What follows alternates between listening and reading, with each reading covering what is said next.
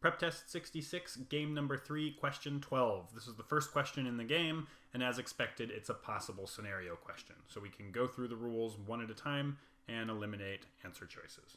So our first rule tells us that we have to have P or T in the first zone. And as you can see, I haven't written out the full answers here because they're pretty lengthy.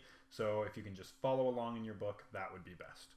So first we're looking for any answer choices that have either both P and T in zone 1 or neither P nor T in zone 1.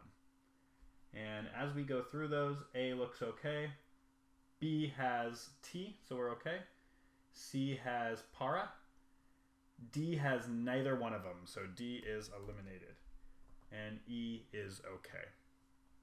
Next rule tells us T or U, but not both, in zone 2, so let's check those out. A looks okay because it has U. B has U. C has U.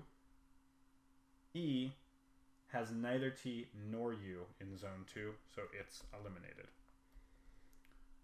Rule number 3 says P and Q must be together. So answer choice A has them separate, one in zone 3 and one in zone 1. So they're out of there. B has them together, C has them together. Next rule, S and U must be together.